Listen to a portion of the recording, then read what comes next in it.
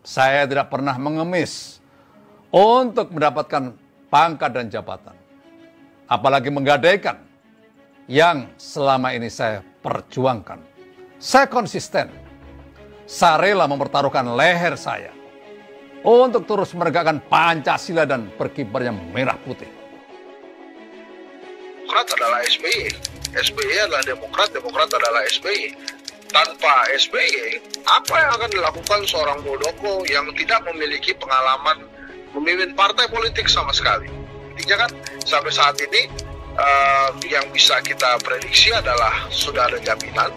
Kemudian yang kedua, mungkin ada skenario yang ada kaitannya dengan penguatan kebijakan pemerintah. Gitu ya. Jadi saya sama sekali tidak melihat ada skenario Muldoko ingin mengembalikan kejayaan Demokrat kembali pada saat di zaman 2009, karena saya rasa itu sangat mustahil dilakukan oleh seorang Muldoko. Bahkan misalnya ada prediksi bahwa Pak Jokowi akan menitipkan anak-anaknya di Demokrat, kemudian dia sendiri akan masuk ke dalam Demokrat pasca dia tidak lagi menjadi presiden. Saya pun meragukan itu lagi-lagi karena semata-mata alasan tadi Demokrat adalah SBY. Putusan Kemenkumham ini bukan akhir dari perjuangan demokrasi kami di DPP Partai Demokrat pimpinan Bapak Muldoko. Ini baru babak awal. Tahapan berikutnya adalah pertarungan di pengadilan. Apakah itu di pengadilan negeri ataupun di pengadilan tata usaha negara, dan bahkan nanti bisa akan sampai ke Mahkamah Agung. Karena itu posisi DPP Partai Demokrat Bapak Muldoko dengan AHY sekarang adalah sama-sama memiliki kewenangan untuk menggunakan simbol-simbol Partai Demokrat. Tidak bisa kita pungkiri pada saat ini ada dua Partai Demokrat. Satu Partai Demokrat pimpinan Bapak Muldoko, satu pimpinan AHY. Dan salah satu akan bisa mengklaim kepemilikan Partai Demokrat ini nanti secara legal apabila sudah ada keputusan inkrah dari Mahkamah Agung. Jadi sebelum ada keputusan inkrah terkait Partai Demokrat ini, maka kedua belah pihak termasuk kader-kader di seluruh Indonesia di bawah pimpinan Bapak Muldoko punya hak yang sama menggunakan simbol-simbol Partai Demokrat. Karena itu mari kita bertarung di pengadilan, siapakah sesungguhnya yang berhak untuk memiliki Partai Demokrat ini. Kita akan menguji keabsahan, kebenaran ADART 2020, masalah legalitasnya, apakah dia bertentangan dengan undang-undang atau tidak, dan sebagainya. Muldoko, kawan-kawannya di KLB abal-abal itu. Kenapa Bang Adi Malarangeng? Mempertontonkan kepada publik etika politik yang tidak benar. Mengambil alih partai orang lain. Dan bukan kader Partai Demokrat. Lakukan hostile takeover terhadap partai kepemimpinan dari Partai Demokrat. Ini membuat kegaduhan politik di tengah kita fokus pada menghadapi pandemi. Apalagi tugasnya sebagai KSP mestinya full time membantu Presiden. Kalau ada yang mesti minta maaf Pak Muldoko dan kawan-kawannya. Oke, Anda menilai bahwa kalaupun harus ada minta maaf adalah Pak Muldoko dan kawan-kawan, bukan justru AHY dan juga DPP Partai Demokrat, Bang Andi? Betul sekali. Oke, baik Bang Andi Malarangeng, tadi juga kita sempat menyampaikan ada informasi ya bahwa kabarnya Mas AHY juga akan bertemu dengan Presiden Joko Widodo.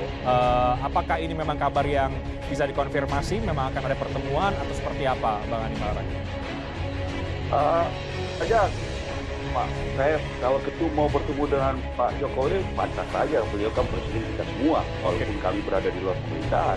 Apalagi kalau ada kesempatan bertemu, beliau pasti akan menyampaikan terima kasih, apresiasi kepada Pak Jokowi karena jajaran pemerintahan dalam menjalankan tugasnya dengan profesional dan objektif. Kapan pertemuan itu terjadi, saya rasa pasti mengikuti jadwal Bapak Presiden. Oke, tapi Anda secara umum melihat bahwa pasca keputusan Kemenkumham tidak ada lagi kemudian konflik dan sudah jelas siapa kemudian yang sah, begitu ya? Tidak ada lagi kemudian problematika di perebutan Partai Demokrat, begitu ya Bang Andi Malarangeng? Oh, jelas tidak ada dualisme, karena itu jangan bilang mereka kubu Partai Demokrat Partai Demokrat kubu Muldoko. Oke. Nggak ada itu, salah Oke. itu.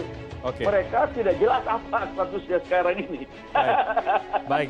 Baik, Kalau Bu. bilang LB Muldoko bolehlah. Oke. Tapi kalau Partai Demokrat dengan ketua umum kubu Muldoko, nggak ada partai, cuma satu Partai Demokrat. Oke. Pimpinannya AHY.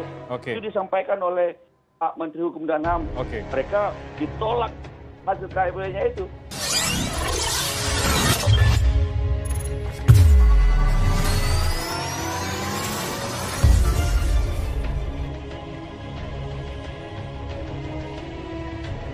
Ketua Umum Partai Demokrat, Agus Harimurti Yudhoyono (AHY), mengaku siap menghadapi kubu Muldoko yang akan menempuh jalur hukum, pasca Kementerian Hukum dan HAM Kemenkumham menolak hasil KLB Sumatera Utara.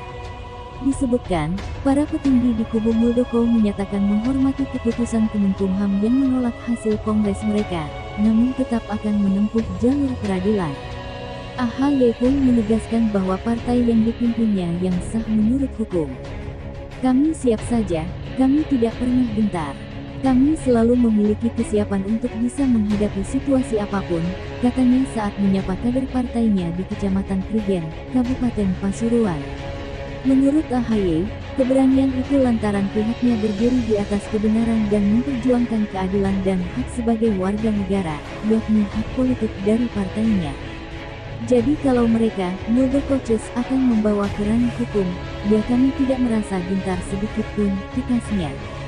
Bahkan, AHY menyarankan kubu Muldoko Coaches untuk berpikir ulang dalam langkahnya tersebut. Saran saya, pikir-pikir lagi. Jangan sampai justru menggali lubang yang lebih dalam lagi, imbuhnya. Langkah yang ditempuh kubu Muldoko, dikatakan AHY akan menyita banyak energi. Di samping itu, pihaknya pun memiliki keyakinan kalau semakin panjang, pihaknya tetap siap menghadapi.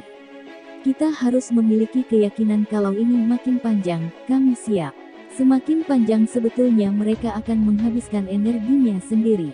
Kami tidak pernah kehabisan energi, insya Allah, jelasnya. Prinsip kami sederhana, memaafkan tapi tidak bisa begitu saja dilupakan. Forgive, but not forget, ujar AHY. Menurut AHY, sikap itu bentuk empati terhadap perasaan kader partai setanah air yang marah, sedih dan kecewa selama 2 bulan terakhir ini. Tentu mereka punya hak untuk marah. Mereka punya hak untuk tidak begitu saja menerima. Setelah selesai seolah-olah tidak pernah terjadi apa-apa. Mereka tentu punya hak untuk bersikap seperti itu, ujar AHY. Namun, dia mengingatkan semua sebagai sesama manusia harus membuka pintu maaf.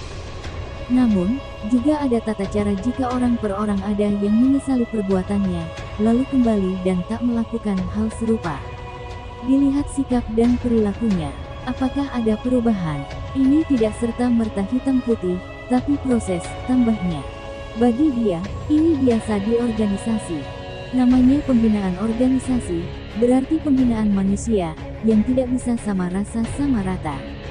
Harus dicek satu-satu karena beda-beda setiap orang, ungkapnya. Kepada siapapun yang akan bergabung kembali dan menyampaikan penyesalan, maka AHY menilainya sebagai hak. Baginya, Demokrat tidak pernah mencari masalah sejak awal. Sementara itu ketika disinggung tentang sanksi pada pengurus dan kader Partai Demokrat yang ikut ke Kongres Luar Biasa KLB, AHY mengatakan dirinya saat ini lebih baik fokus pada kader dan simpatisannya yang berjuang untuk menyelamatkan partai. AHY menyatakan masih bisa memaklumi mereka yang datang karena iming-iming materi, karena kondisi perekonomian saat ini.